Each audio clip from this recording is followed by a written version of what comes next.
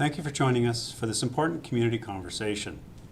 I'm Jeff Cove, and I'll be your Master of Ceremonies for this Lethbridge Police Service virtual town hall meeting. Community safety is everyone's business, and we appreciate your participation. Before we begin, I'd like to share the following acknowledgement. The City of Lethbridge and Lethbridge Police Service acknowledges that we are gathered on the lands of the Blackfoot people of the Canadian Plains, and pay respect to the Blackfoot people past, present, and future, while recognizing and respecting their cultural heritage, beliefs, and relationship to the land. Today's itinerary will be as follows. Chair Rob Van Spronson will open with a few words on behalf of the Lethbridge Police Commission. Then Shahin Mehdizadeh, the Chief of the Lethbridge Police Service, will provide an overview of local crime trends.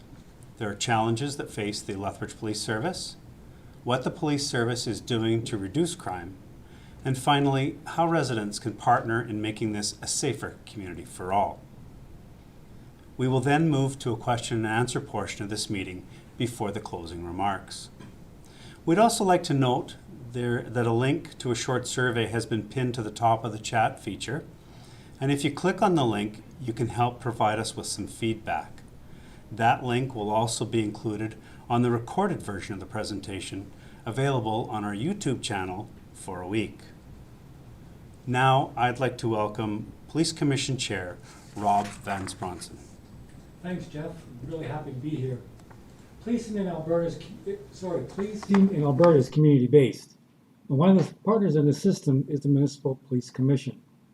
The Lethbridge Police Commission is a statutory body created under the Police Act to oversee the Lethbridge Police Service. We consist of 9 members, 7 citizen members, and 2 are city council members. And I happen to be one of the citizen members, and this year I'm also the chairperson. Our responsibilities include appointing a chief of police and evaluating their performance, establishing policies that provide for effective and efficient policing, issuing instructions as necessary to the chief in regards to policy, ensuring a sufficient level of personnel to carry out the functions of the police service, and representing the interests and concerns of the public. Our mission is to ensure that the Lethbridge Police Service will respond to the needs of the citizens of the City of Lethbridge in the creation of a safe environment. Our vision is that citizens live in a safe community provided through community participation, partnerships, and excellence in police service delivery. We're delighted to be here at this virtual town hall meeting alongside the Lethbridge Police Service.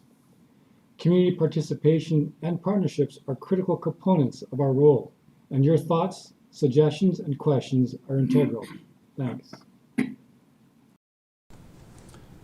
Thank you for joining us, Rob, and for providing everyone with your insightful comments. I'd now like to welcome Police Chief Shahin Mehdizadeh and turn things over to him to talk to us about our local crime trends, challenges facing the LPS, what the Lethbridge Police Service is doing to reduce crime in our community, and what the residents can do to help make this a safer community. Chief? Thank you. Good evening, wonderful citizens of Lethbridge, and it's an honor to be here today to share some information with you. I wish we could have done this in person, but because of COVID, it's the best way to communicate, and I'm looking forward to the future where we can actually meet in person and have these discussions. Before I start, I just want to acknowledge a few things. Number one, last few weeks we've seen some significant incidents in this country that I just want to highlight. Number one is the discovery of the remains of many Indigenous children found buried near a residential school in Kamloops, British Columbia. And I just want to express my sorrow and our condolences to every Indigenous person in this country, and let you know that we are thinking and about all these happenings, and really our thoughts and prayers are with you. Second, I want to highlight the horrific incident of terrorism and hate that wiped away most of the family, the Afzal family in London, Ontario, leaving a 9-year-old boy without anyone. And yesterday we had a vigil at the mosque in Lethbridge, and I want to again express our condolences to the Muslim community in Canada, as this was an act that should have never happened. And lastly, I want to acknowledge and give our condolences to the family of Constable Shelby Potton in Saskatchewan, who lost his life in line of duty.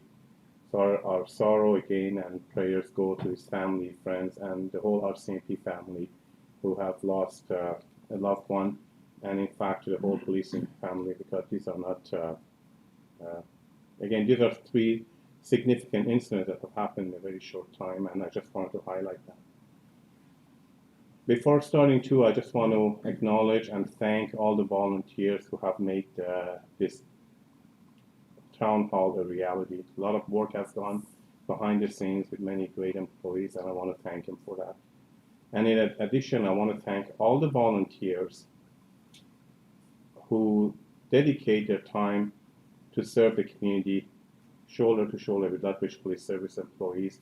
Just want to highlight their contributions to this community and thank them for their role. From our commission members to our victim services to watch, we have many great people who continue to serve this community to make this a better place to live. Thank you all. In relation to the presentation today, I just want to move forward with giving you a highlight of some of the stuff that are going on with the department, and also I'll be open to questions and answers after the fact. As the presentation is going quick, and some of the slides may be reflected on very quickly and shown, you'll have an opportunity to go back and look at them if you like. But this is just for information purposes. Some of the challenges that are facing Lethbridge Police Service are, as you can read, we had a budget reduction within the last year, which wasn't really a shock due to the economy and what COVID has presented many communities. We weren't unique in that regards, but we still had to manage delivering the service despite the reduction in our budget. And we worked effectively with the Commission to find ways how we can deliver the same level of service, and at least for 2021 and 2022. And moving forward, we'll be looking at hopefully getting with the economy stabilizing, getting the money back and continuing to serve the community well. There was also policing during the pandemic. That's not an easy task, folks.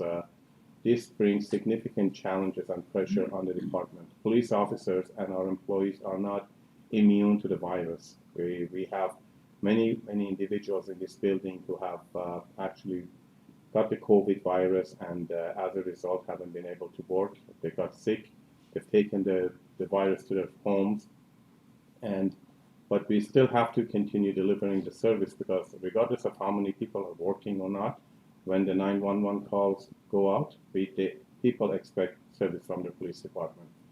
But I can share with you that that's brought significant challenges in our resourcing and how we serve the community. And I'm so proud of our employees who've continued to work hard to make this work and still be able to give this community a world-class police service. In addition to the resourcing issues of COVID, we also have had to manage obviously our citizens who decided to protest against certain elements, and it's their right to do so. But we just had to also get engaged on that front to make sure it's done peacefully and did not violate the rights and freedom of other citizens. Opioids crisis is another issue that not only this community but many communities across Canada have been dealing with for the last few years. And we still continue to be challenged on that front.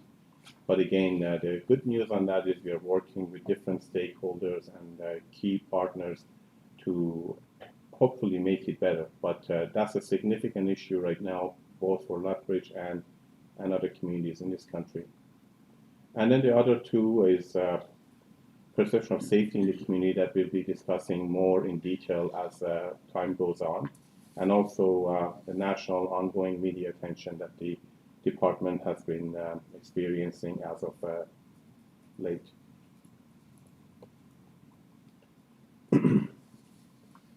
So some of the historical community trends that I want to share with you, and we'll probably go through these slides very quickly, is this is a perception of the safety of the citizen during a citizen survey, that majority of our citizens feel safe in this community. And thanks to a lot of great work of our police officers, other employees in this department, and also our key stakeholders on the front line, other departments who do their job to serve the community. The bad news is there are still few people who don't feel safe, and our goal is to increase the number of people who are satisfied and they feel safe in this great city. And I want to share this slide with you because this is the same survey, but reflecting on a more specific region in the city, which is downtown core. And the bad news is in our downtown core, there are a lot more people who feel unsafe. And I'll be explaining some of the initiatives we have on the go that we are trying to change that again, change these statistics and make sure more people are they feel safe here downtown and basically increase that percentage. So overall, I'll be sharing some crime stats with you. In 2020 versus 2019, we saw reduction in crime, and we'll be explaining that to you in a bit. In two different parts of town, which is south and west, we had increase in some crimes and overall crimes, and in the downtown and the north side, we had decrease in crime trends. That's the statistics from 2020 versus 2019. And when we look at statistics year to date in 2021 versus year to date in 2020, you can see significant decrease in crime in all four regions of the city, which is, I'm very proud to say that, again, a lot of hard work is going behind the scenes, great initiatives, and also our citizens' cooperation and the key role they play in public safety to bring such great results in this community. One thing, as you all remember, a few months ago, Lethbridge was named as one of the unsafest cities to live in Canada. And we are changing that story. And I'm proud to say that I'm very confident, but at least hope, that we are going to give our place on the podium to another community and get off that podium, because this is a safe city. And I just want the citizens to know that, and the statistics actually certainly are reflecting that we're on the right trend as far as crime goes, moving downwards. So our calls for service stay very basically stable at when you look at them. There's minor increase and decreases over and over between the 3 years, but overall they're fairly steady, and I'm really happy to see our citizens are taking the time to call us when they see activities that are they have issues with, and provide an opportunity to the police department to deal with them. So we are going to get into some more specific crime types. Again, when you look at from 2018 and 2019, 2020, you can see in most crime types there's been a decrease in this city, which is great news. And this is exactly what we are looking at, is arrows moving downwards. There were two areas in these 3 years, especially between 2020 and previous years, where homicide and child sex offenses have increased. And but again, when you look at the numbers are not astronomical. It's just from 0 to 3, it's a 300% increase. But we've had, unfortunately, 3 people who lost their life in 2020. Next slide, please. And again, I'm going to compare the year 2021 year to date versus 2020, which we are seeing, again, significant decrease in most crime types, except for 2. And I'll be explaining to you what we are doing when we're seeing spike in crime types and locations where we go. One qualifying comment I want to make: even though crime overall in the city has been on a downward trend, I want to acknowledge that in some neighborhoods, crime has been on the rise. So depending on the neighborhood and the block you live in, you may have seen increase in crime. And as we move through this presentation, I can share what we are doing to address some of those challenges in this community.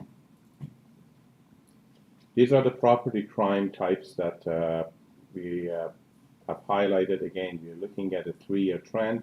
In most cases, crime has been on a downward trend, which is excellent trend for this community.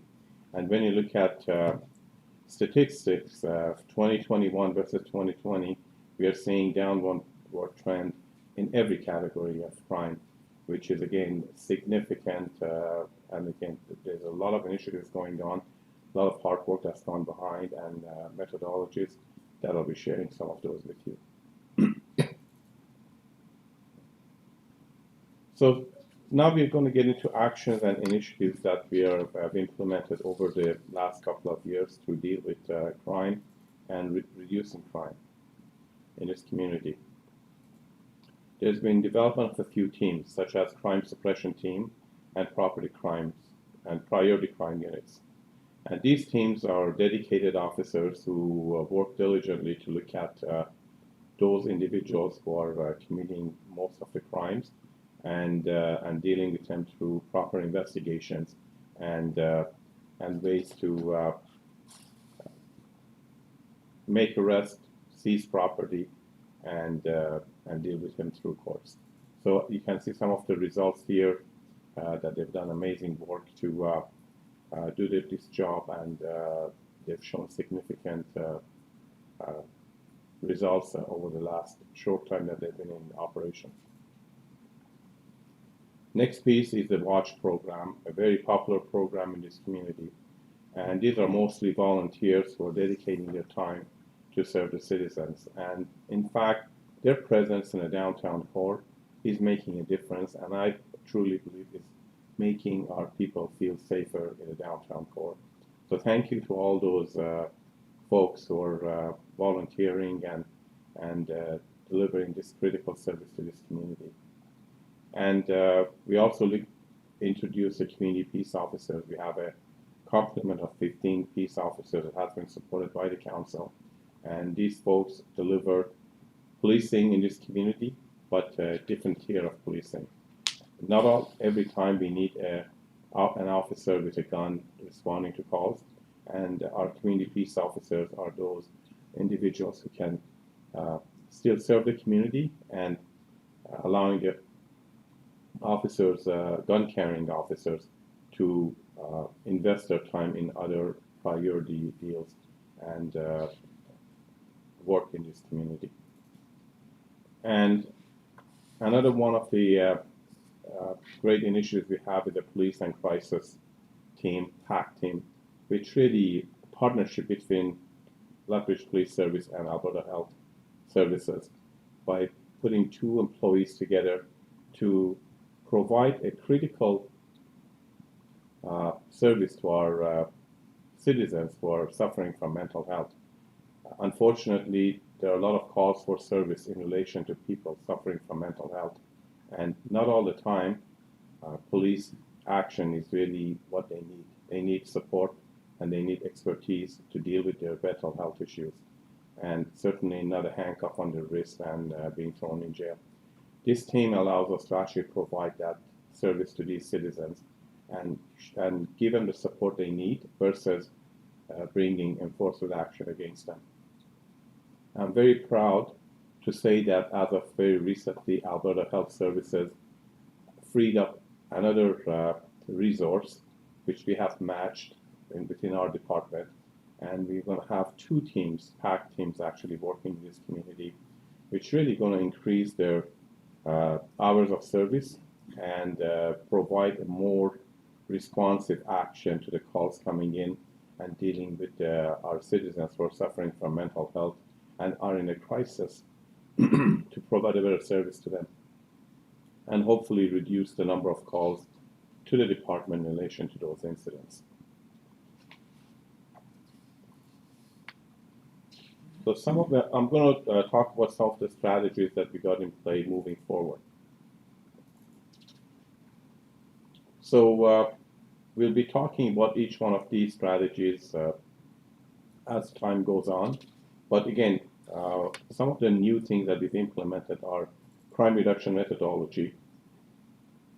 And in the relation to crime reduction methodology, we work on three facets of what's causing crime in a community. And these are prolific offenders, crime hotspots and trends, and root cause of crime. The days of policing and random patrols are gone. We are in an age of intelligence-led policing, which provides police officers with the tools that we have, analytical tools that we have, and intelligence we gather through citizen complaints and also the work that our officers do day to day to be able to highlight where the crime is happening, where are the hotspots, who's actually committing most of the crime, and also looking at root causes of crime, how we can deal with them. In relation to prolific offenders, we know that a small percentage of the criminals in the city commit majority of the crimes. So if we focus our efforts on those criminals, we have a much better chance to reduce crime. And these criminals come in different forms or personalities. Some are just career criminals and they commit crime just because they want to victimize other people. And in those cases, we actually bring major operations and enforcement action towards these to hold them accountable. But a key partner in that is also our Crown Councils and court systems that we have a very good relationship with them to make sure those individuals are held accountable and we can reduce the likelihood of them victimizing our citizens. The other two groups of criminals are people who have addiction problems or mental health issues. And in those cases, obviously, we still have enforcement action, but we also try to partner with the right agencies and experts to be able to help them versus throwing them in jail. And provided they're willing to take the help and the treatments and the counseling, we make sure they're connected to the right agencies and our partners so we can help them, and that way we can get them out of a life of crime and them becoming contributing citizens.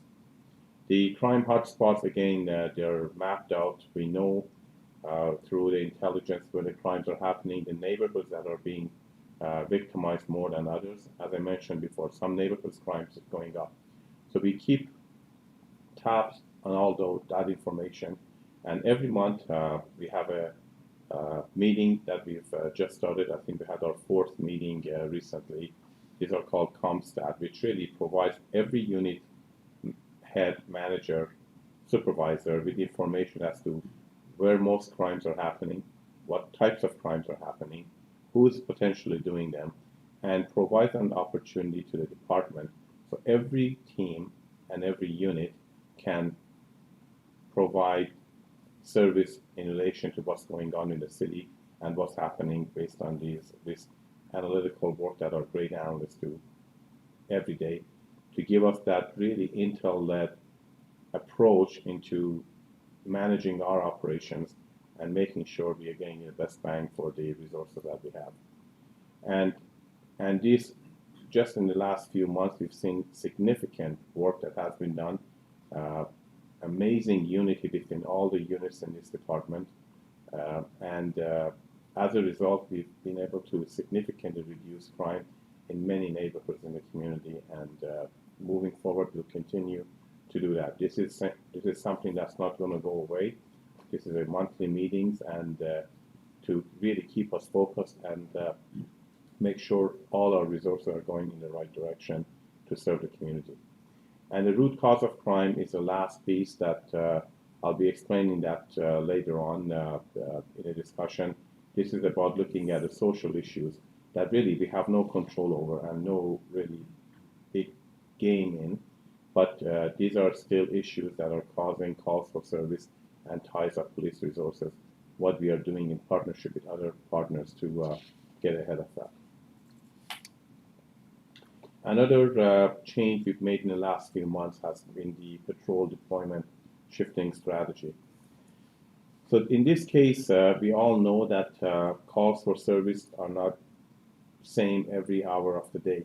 There are times of day that we get a lot more calls for service from our citizens, and we've changed the shift schedule with support from the Lethbridge Police Association to bring few people extra on shift, start them earlier. So during those high volume call hours, we have more resources to respond to calls, to reduce our time responding to calls, and also take some of the pressure from our officers who, if they have to take many calls, again, that brings stress on them, to reduce the pressure on them and stress also. So this has been, it's a pilot program that we have. We recently had a survey that it was very popular both with our dispatch and with our officers, and we'll continue to monitor that, and I'm hoping that this becomes a way to move forward, to make sure we have resources when we need them, and then we can reduce the numbers when calls for service are lower. Another initiative that we just underway right now is our youth engagement strategy. We are going through an exercise in this community to give much more of an identity and to our school resource officers. These individuals, these employees, do a lot of great work in schools with our youth. The only problem has been that when the schools are open, they're engaging with the kids, especially the at-risk youth, building relationships and trust. And when the schools have been out on the last few years, and this is not the only department, every department is facing that, officers are disengaged with these youth, and then when the school open, they have to go back and start everything all over again. And I believe that's really waste of time and resources. So we want to make these school resource officers into youth engagement strategy or youth engagement officers to make sure we have support for our youth in this community 12 months of the year, and these officers can become the true expert in anything youth related, to engage with them, to guide them, to mentor them, to actually work with the at-risk youth in hopes of changing their life for better. And in this case, building a true team and providing true service to our youth in this community for the future of our city. And we just want to make sure we put, if we say youth are important to this department and it's a priority, we need to show that. And I'm sure this initiative is going to prove that. Right now, we are working on their new mandate, how they are going to be structured, and the services they are going to deliver, the hours of operation. So I'm looking forward to the outcome of this, and this has full support from our commission, and I'm looking forward how we can actually serve our youth better. And the last piece is a community well-being and safety strategy that city has implemented. We are well into it by now. There are many different committees that are formed that are bringing the leadership and true partners and stakeholders in the city together to discuss social issues and how the city can manage them. Police being one of those partners, and we are really looking forward how we can contribute in this strategy to make the city a safer place and also provide service to all those who need it with a more united front with all the key stakeholders and decision makers in the room to serve this community much better.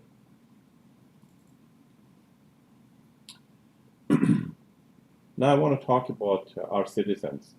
When you look at partnerships, I've always said this in my 32 plus years of policing, that our citizens are the most important partner to help us providing a safe community. Because our homes, and I'm not talking right now about myself as a police chief or police officer, as a citizen, public safety, our home safety starts with us.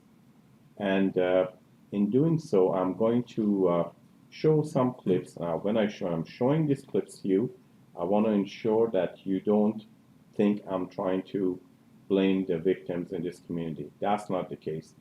I just want to share with you some of the very common crimes that are happening in this city, and our citizens' role, how we can actually work together with us as a partner to really reduce those. A lot of the crimes that has brought this city to the podium as one of the unsafe cities in Canada are opportunity crimes. And opportunity crimes are crimes when people just see an opportunity, they take advantage of that. So if together we can work to make it hard to commit crime in our neighborhoods, in our homes, I can assure you that crime rate is going to drop. Because when the crime is easy to commit, it's going to actually attract criminals to do it. But more importantly, it's going to attract criminals from other jurisdictions to come here because it's easy pickings in this Lethbridge. So when we start making that difficult for criminals to commit crime and make it work for them, in fact, you're going to see significant reduction, and then we can see a huge drop in our crime rates. One thing I can guarantee you is crime will always be in this city. We'll never have a crime-free city, but we can certainly manage how we protect our belongings and at least do our part as citizens to make it work for criminals to do it, and as a result reduce crime. So I'm going to show you a few footages, and hopefully this is going to send a clear message as to what I'm trying to talk about. The first one is you're going to see a male walking around looking at what he can get his hands on. And as the video goes on, you see how easy it is for a crime to happen and somebody to be victimized.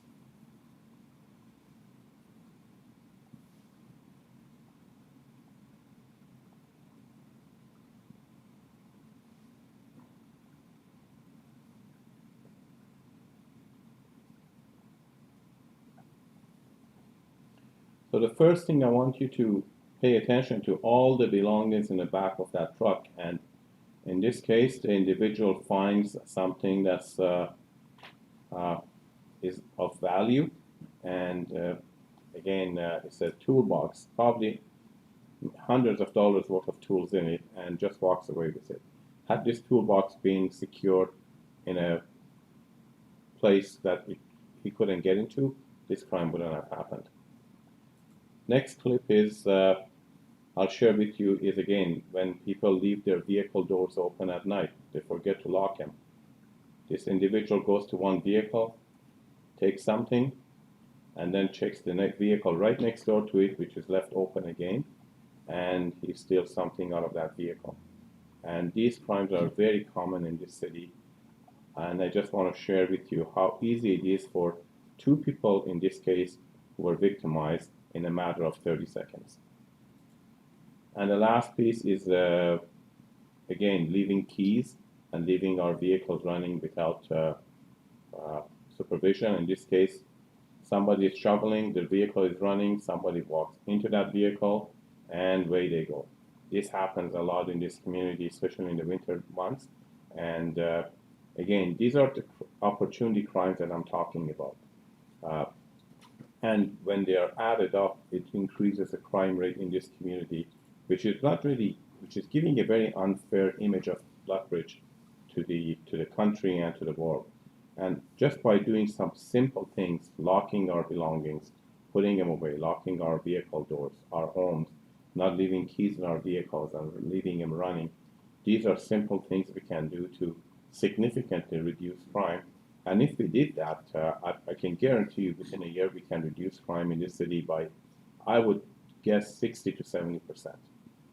So and when you talk about perception of safety in this community, it's all about that.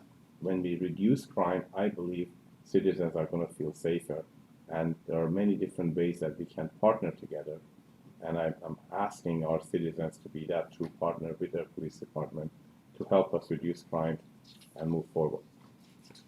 Item call 5182, please. Item 5182. And just want to share, this has been in the news a lot about some of the, basically, the action plan, we call it, recent events that have resulted in Minister Mehdizadeh engaging with the police department and the commission to look at some level of accountability from the police as to what we are going to do to move forward.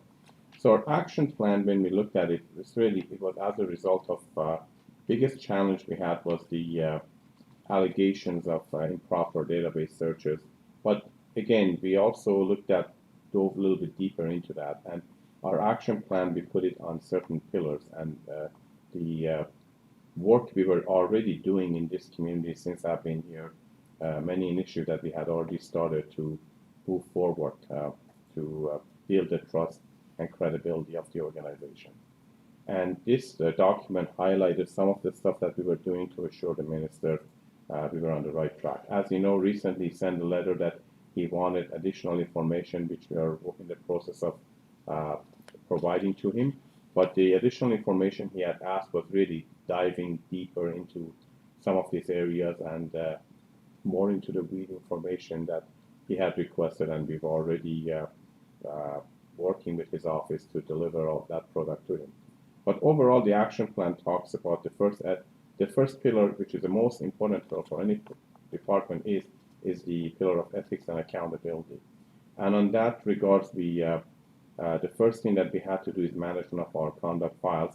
A lot of these files are very historic, 2017, 2018. But investigations take long, processes take long, but that's the country we live in. These are not stuff that is under my control or anyone's control. It's not even under minister's control. These are the processes, legal processes we need to respect and make sure that what we do is legal and ethical, even when somebody is committing acts of misconduct. So in that regards, one of the key pieces of that is getting through these files, make sure that they're investigated properly and we can share those results with the community. Either misconducts are established and we deal with the individuals, or they are not. They're just allegations. And in that regard, I just want the public to be patient so we can go through these processes to provide a meaningful process-based approach in dealing with that, and also have a balanced approach in dealing with the individuals. Not everybody needs to give a pound of flesh, but we will hold people accountable. The next piece is obviously better partnership and engagement and working relationship with our association. And I believe we are on a right path on that front. The association and the executives, we've been working very hard to develop these relationships, and I'm proud to say that we have a great relationship right now. By that, I don't mean they do whatever I tell them to do. We still have disagreements on issues, but these are respectful discussions, and we have really come a long way to work together to serve this department, which in turn is going to serve your community. Next heading under the ethics was review of our social media policy. There's been instances in the past that there's a lot of stuff has gone in the social media, internal wars, which is really not appropriate and really not something that we need to get into. So we've actually made sure that the social media is used in a proper, respectful way from our department perspective, and we've done a review on that to make sure we achieve that. And also, one of the other pieces of that, our initiative is the ABLE training, which is Active Bystandership for Law Enforcement. This training, myself and the executives were the first batch to take the training. It really focuses on what our officers, employees in general, can do to make sure when somebody is thinking or maybe going on the wrong path, their peers, their friends, can grab their hand and get them back on the right track. It's significant because right in that moment, we can save a whole investigation and maybe a misconduct. And it's going very well. Our commitment is, and we are very well into that every police officer is going to get trained by the end of 2021. And every employee, which includes all our civilians, are going to get trained by the end of 2022. And any new hires we have are going to be trained on this principle, which I think is going to have a critical piece to develop leadership and also make sure people have each other's back to ensure their friends, their peers, don't go on the wrong path and against policies, etc. I'm really looking forward to the results of this. The next pillar was the leadership development. We have to continue to do that. It's every organization has to develop our future leaders and also build the skills of our current leaders. So from our recruitment, some of the critical pieces of this piece is recruitment, field training program, and promotion process. We want to hire people who have good ethical character and values. And skills can always be taught, but we want to hire people with high ethics. And we are well engaged in that front to make sure who we hire has really supports the core values of the organization and models them every day. The field training program is critical because the officers who take on our new hires are those we don't want to make sure we choose the right people to train our future police officers. If we choose the wrong people, we've already damaged someone's career potentially. So we are very critical on who we choose to become field officers to help our young employees get amazing start to their career and have those foundations that they need for the next 25 years minimum. And also promotion process, I've made it very clear since I've come here, we are not going to promote based on relationships or high performance. We are going to promote based on leadership qualities and highly ethical and people with high core values. And those are equally important to the skill level. As I mentioned, skills we can always teach, but those other components are much more difficult to bring about. And we are also engaging in providing more harassment training, in-class training. We do have training here online, but we want to make sure we bring in-class harassment training and discussions in this organization, which is always a good thing for any organization, for all the employees to be aware of these issues and make sure they conduct themselves properly. And I've talked to you about a ComStat model. Now, ComStat is an operational thing, but with ComStat, what happens is it unites the team. And as the teams come in together to look at what's happening, every team has to provide information as to what they're going to do about the crime, and they got to actually report on it next month.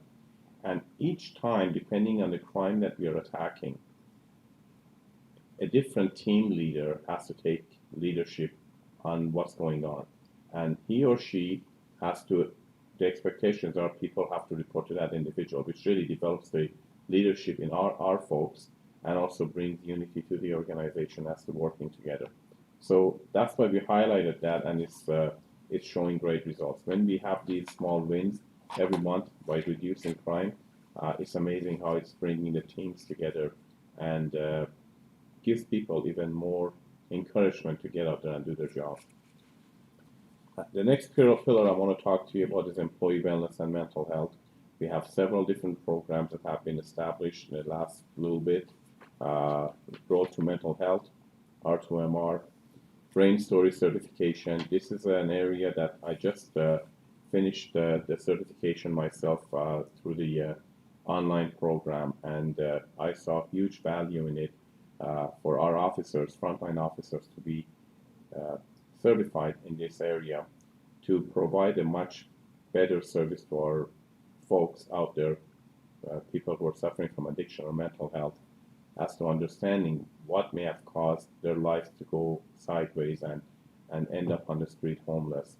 And when anyone who takes this training can really get a true perspective of what has gone on and how adverse childhood experiences can impact brain development in individuals and cause these issues to come in their life.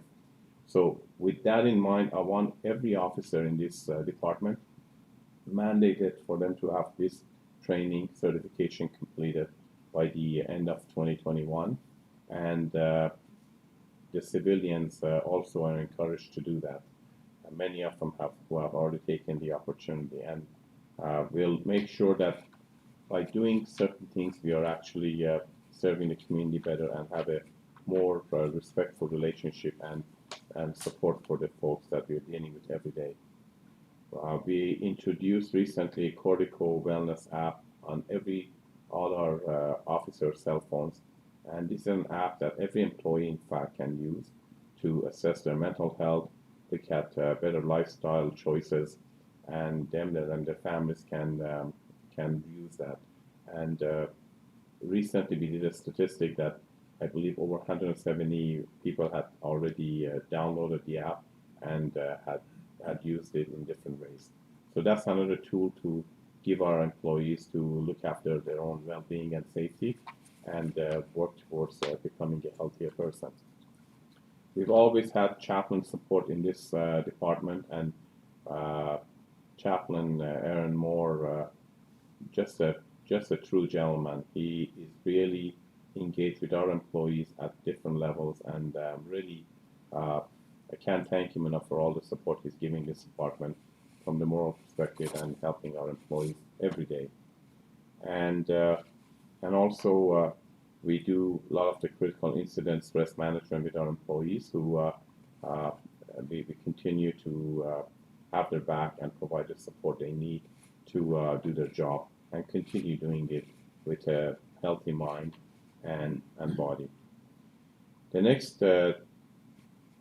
pillar I'm going to talk to you about is what's got this department, in my opinion, to where we are. It's data research issues, and which we have a few investigations on the go, and I'm looking forward to see the results of that.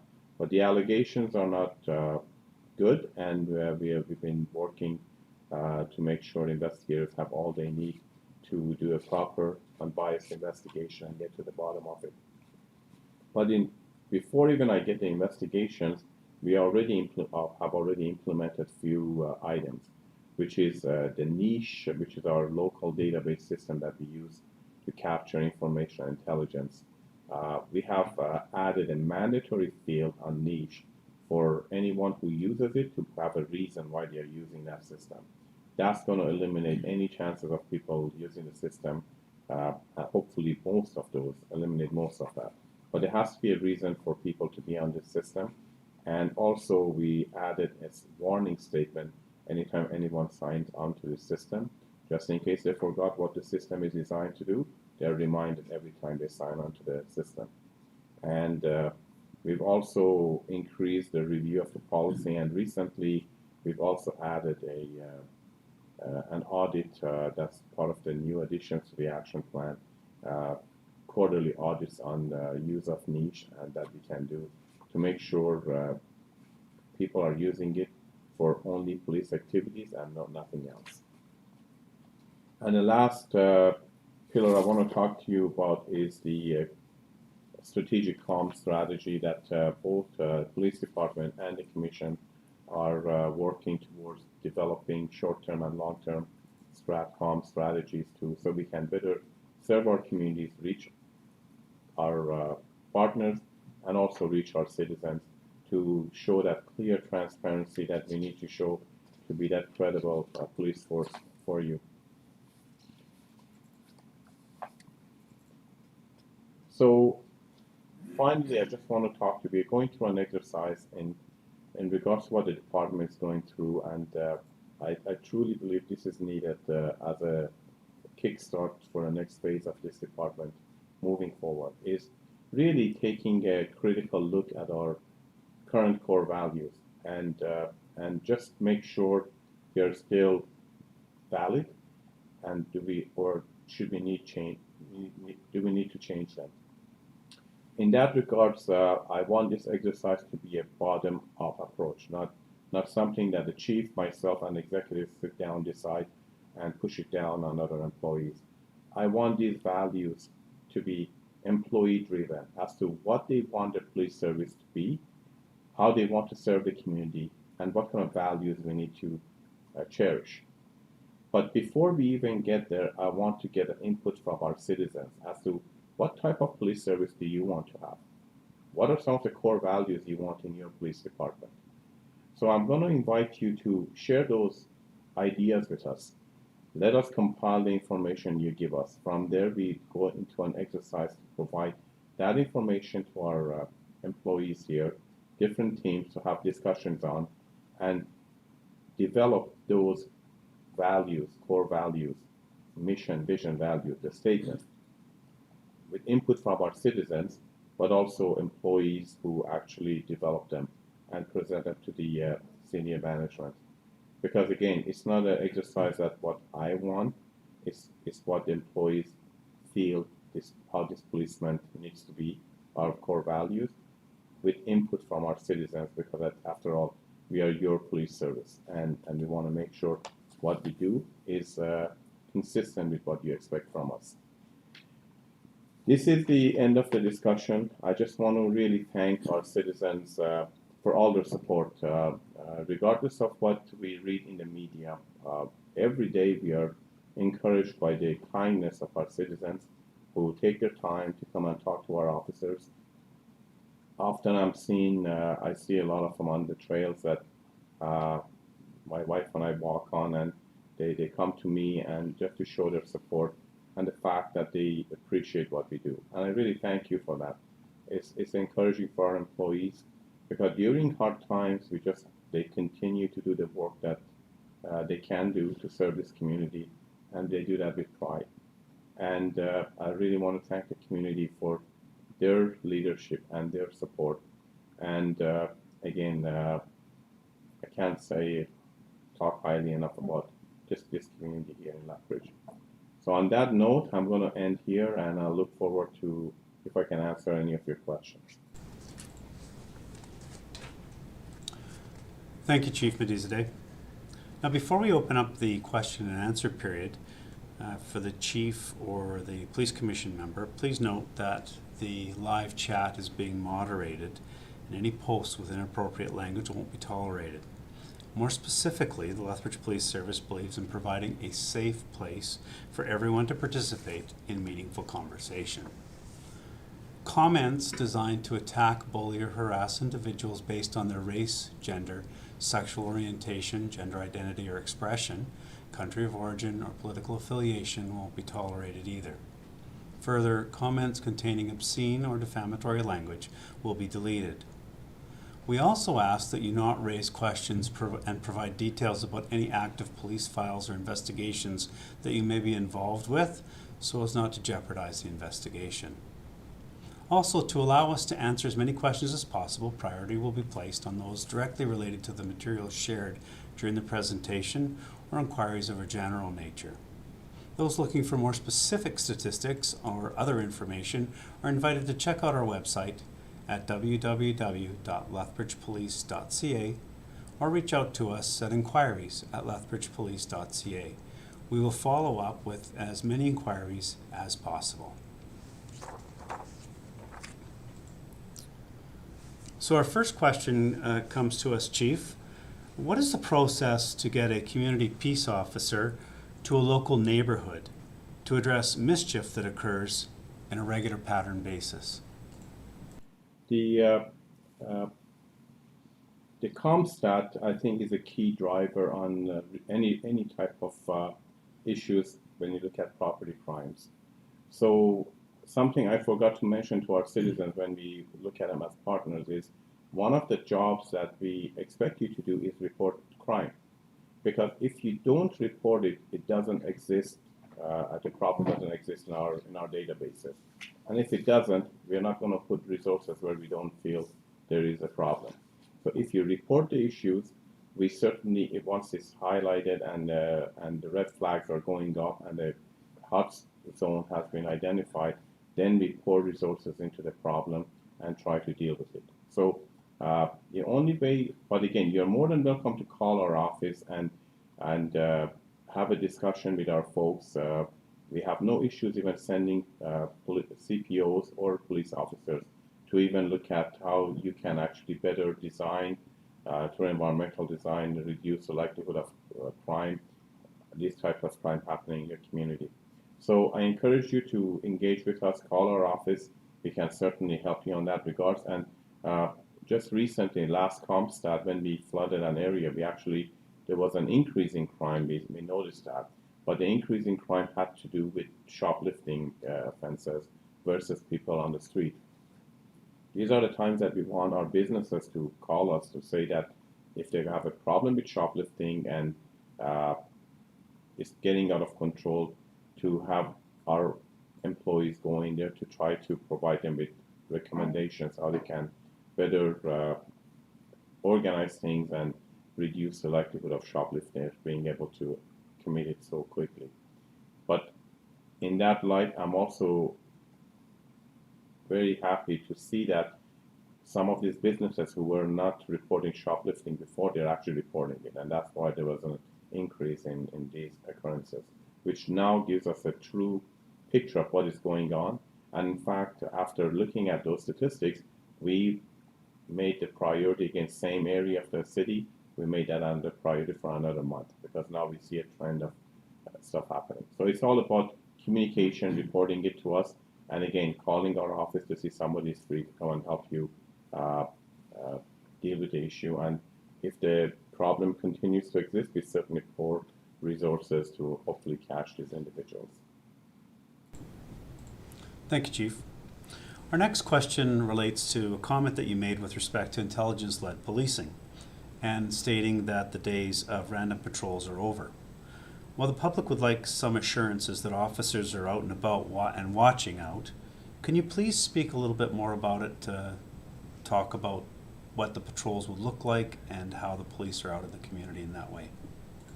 Patrols are an important component of policing. We certainly need to have visibility out there with roving patrols. But what I was talking about is when we have patrols more focused and targeted on problem areas, that's where we're going to see the biggest benefit to the resources that we have, how we can reduce crime.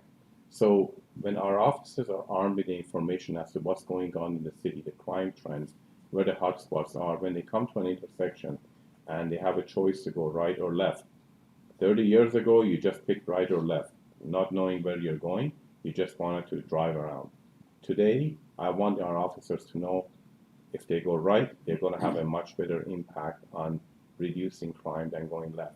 It's what that intelligence, where our resources are most needed.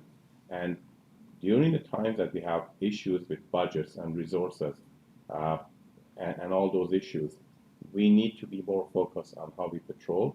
And the areas that are going to be patrolled are those areas that are more needed for police presence and visibility, because statistics have shown and research has shown that simple visibility and it certainly reduces crime as well. We just want to make sure our resources are where they should be. Doesn't say they're not going to go to the other places, but they're certainly going to have the much higher priority for the places that crime in fact is happening more and more people are victimized. Thank you, Chief.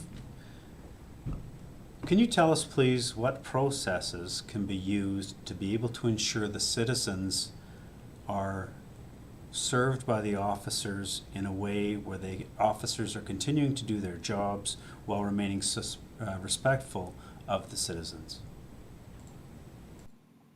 Respecting our citizens is something that I expect from every police officer.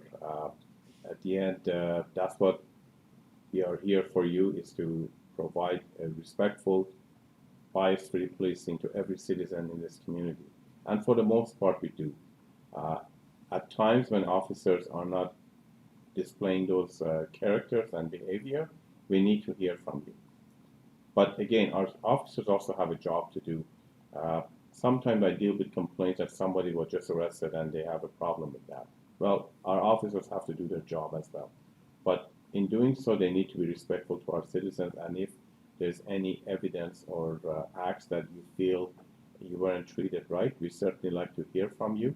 There are different ways to either complain to us directly or to the commission, and we certainly would be looking into those matters and engaging with you to make sure that doesn't happen again.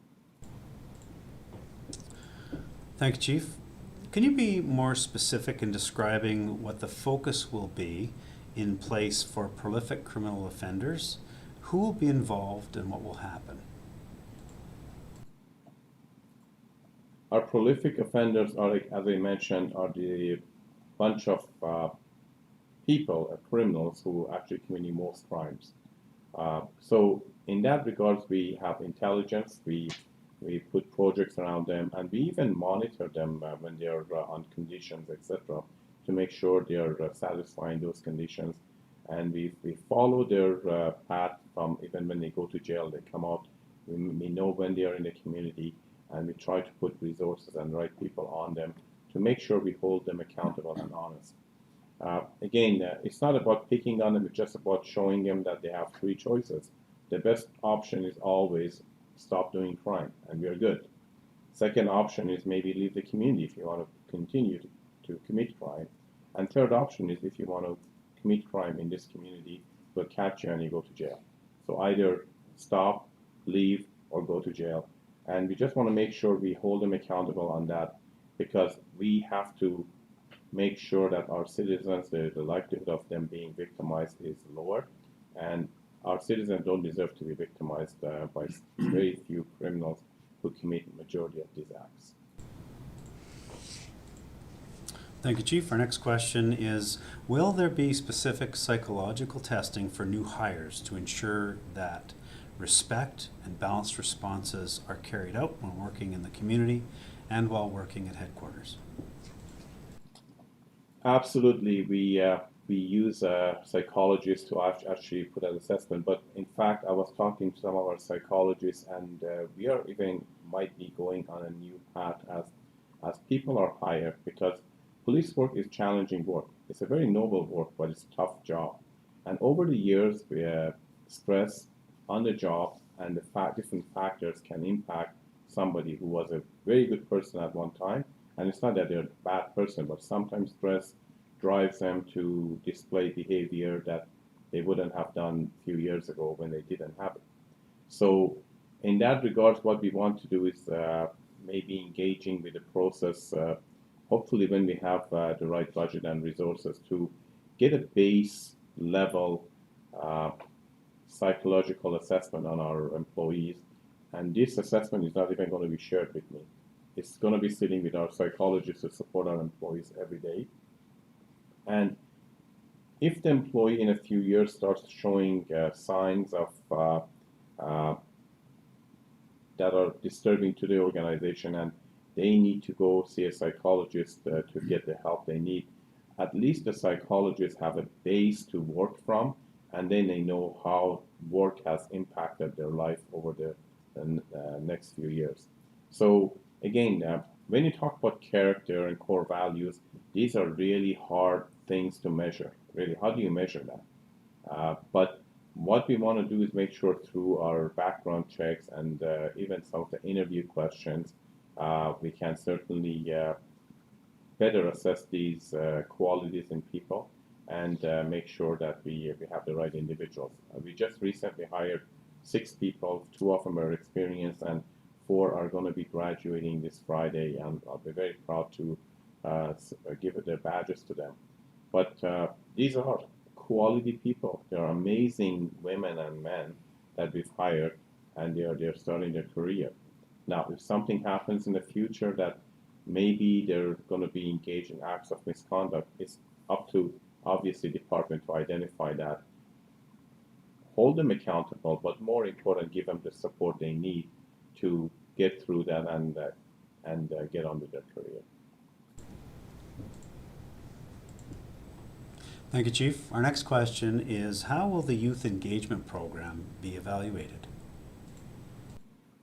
Evaluation is going to be done through, obviously, the key stakeholders, which are schools, and we'll be engaged with the both school boards to make sure that we continue engaging with these youth and identifying the youth who are more in need of support and guidance from a policing perspective, and also engaging it, as I said, with our key stakeholders. But again, this is a program that we are just building in consultation. Obviously, our employees are doing that, but the product is going to be presented, obviously, to the school boards, so they know what we are trying to do. And from there, as the time goes on, in a year or 2 years' time, we can evaluate it through discussions with key stakeholders as to how the program is working out. But I'm quite excited about this program because If nothing else, it's going to provide the 12-month support and full-time support to our youth versus part-time only when they go to school. Thank you, Chief. We have a few questions that were sent to us earlier before we started our town hall, so we wondered if you might be able to answer some of the more prolific ones that we've had. First and foremost, is there still consideration being given to body-worn cameras by our police officers? Absolutely. I would have had them yesterday if I could. In fact, we had them budgeted to purchase the equipment, which is the small portion of the whole process.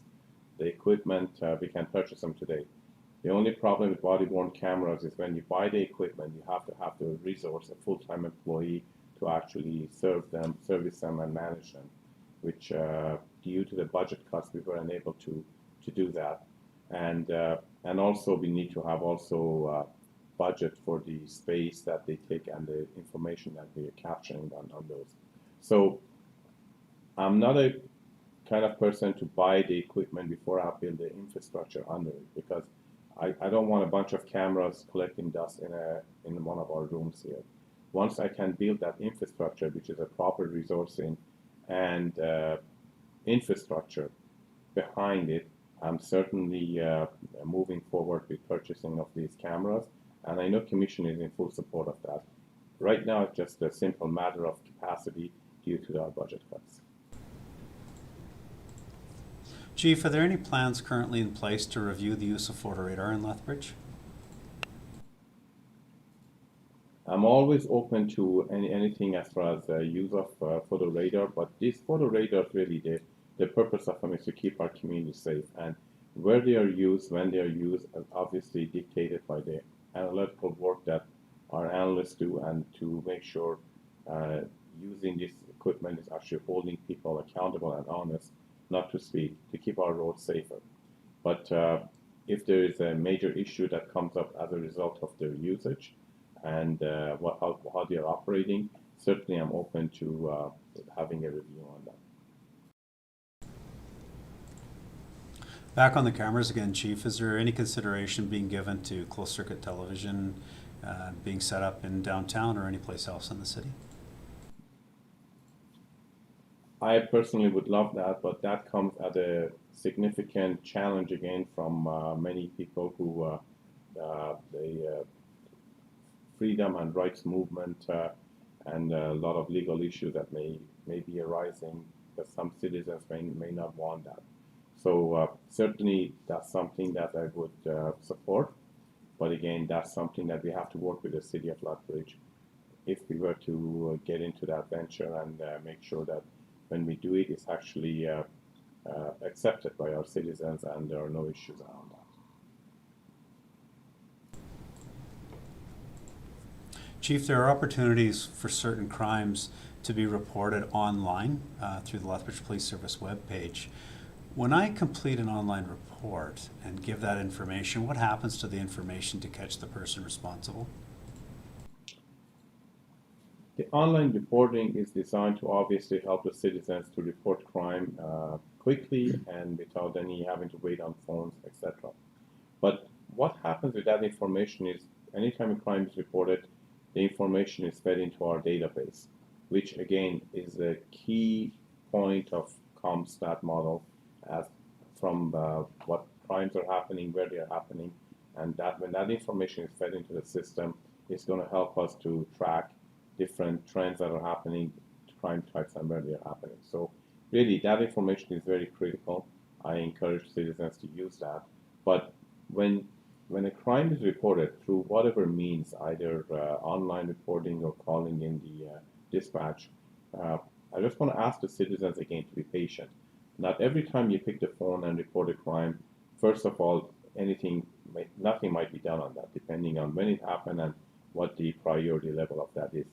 The key point I want the citizens to understand is when you report it, we capture the intelligence, the information, and that guides us where we are going to deploy our resources, where we can actually have a most positive impact on public safety in the city. Chief, citizens have seen over the last number of months, the Safer Communities Neighborhoods Unit come to Lethbridge and close and secure a crime house, drug house. Why does it take so long for that to happen, and why can't the Lethbridge Police Service just do that themselves? Well, anything takes time when you try to do it legally, and that's what I was even hinting on before, even with anything that we do. If it's done legal, it's unfortunately that's just the way it is. But fortunately, we live in a country that respects people's rights and freedom, and we can just go ahead and do things just because. So, in that light, these investigations take long. There are thresholds that we need to meet to satisfy courts when we do search warrants, etc., to make sure it's done legal. And it's not so much about catching the criminal, it's about being able to support those charges through a court process and a legal court process. So policing has changed a lot over the last 30-something years I've been in it. There were times that I believe we could get a wiretap on writing on 5 pages, and we would get a wiretap. Right now, wiretaps take, for something simple as that, they take maybe 400 to 500 page document and significant research. So things have changed. The expectation and what the police needs to do has changed, because again, the judicial system needs to also hold police accountable for their actions. And anything we do has to be done the legal way, the right way. And at the end, these things do take time. But when we actually take the time to legally do them, regardless of what the allegations are, we actually have a much better success rate in courts to make sure we hold people accountable. Thank you very much for that, Chief. That's all the questions that I have for you. We currently have a few questions for our Police Commission Chair, Mr. Rob Van Spronsen, so we'll get him seated and we'll pose those questions to him. Our first question is a question about transparency. In the general terms, Mr. Van Spronsen, can you talk about how the Police Commission can maintain transparency for the police service and what the requirements are for them to do so? Well, that's a good question. I guess it's part of it determines what we mean by transparency. So the commission, we meet once a month, and part of what we do is we have our chief report to us on what happens in the city, the crime rates. We also ask him to report on ongoing investigations into complaints and officers. We have our public complaint director, who's also on our commission, who looks into the processes in which complaints are investigated. We certainly have our discussions with the chief on those issues. And at the end of the day, we basically talk with him, and we let him know our sense of what needs to be done, and he's of course bound by the legal framework of the Police Act in investigating complaints and dealing with the discipline issues. Thank you. From a police commission perspective, who decides the direction of the police service? Is that a police commission role, or is that the role of the police chief? And how much say does the commission actually have over what the police service does? So in terms of the Police Act gives the role of the commission to set direction for police services. So our job is to consult with stakeholders. We work with the chief of police, and we are the ones that do set the direction in terms of the strategic plan of the police service. So we are very much involved in the police service direction. We also work with the council for the funding of it, and we're the ones that go to council and request funds for various projects and for various initiatives. Has the police service or the police commission ever examined the reinstatement of a Citizens on Patrol type of program, reviewing the program and perhaps reinstating that type of program in our community? Well, the short answer is no, we haven't. We've never been asked to do that. So if there was a request from the citizens or the police service to take a look at that, we would certainly do that. And finally, Rob, we have an inquiry about how does one get involved in becoming a member of the Police Commission? What value do you get personally out of it, and what do you receive? That's a great question. So every year the city looks for members, volunteer members for their various boards and commissions. So there's an opportunity every year for citizens to apply for that. So the process is we fill an application form, the city shortlists it, we do an interview process. The chair of the commission also sits on that interview process. The commission is looking for, or is recommending for a broad variety of people to serve on the commission with a variety of different talents and various backgrounds. In terms of the value, I can speak for myself personally. It's given me a great pleasure to serve on the commission. It's a way that I can volunteer my services for the community. It's given me a greater insight into how the police service works and the work that they do. And it gives me a really interesting insight in how important the service is to Lethbridge. And we have one final question back for the chief again, in follow-up with respect to the Citizens on Patrol question, Chief. Could you talk about what value there might be to having a program like the police, or the Citizens on Patrol, I'm sorry, and other citizen-involved groups or programs to be able to prevent crime in the community?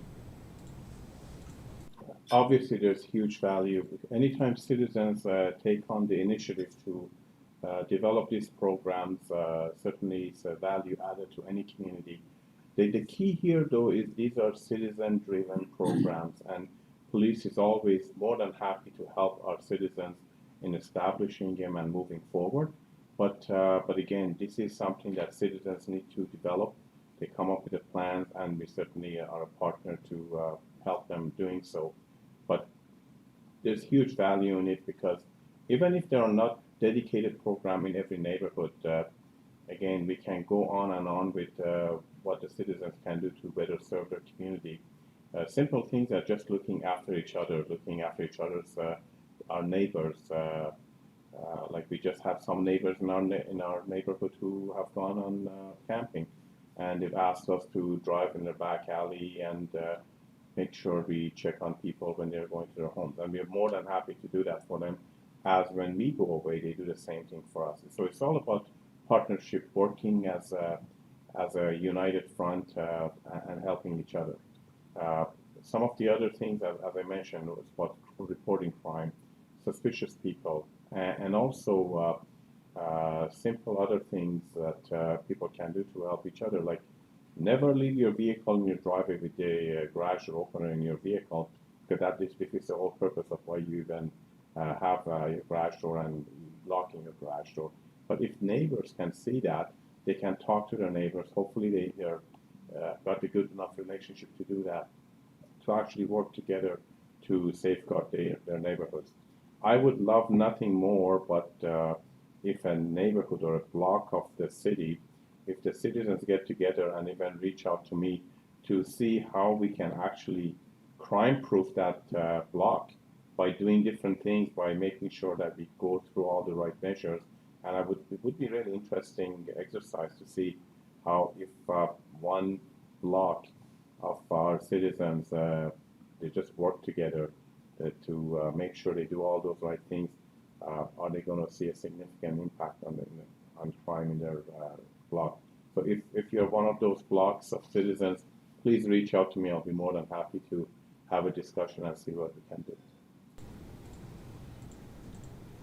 So does that seem like there is an appetite to formalize programs like we used to have in the city, where we still see some of the signs with respect to neighborhood watch, block parents, those kinds of things? Is there an opportunity to revitalize those kinds of programs and bring them back?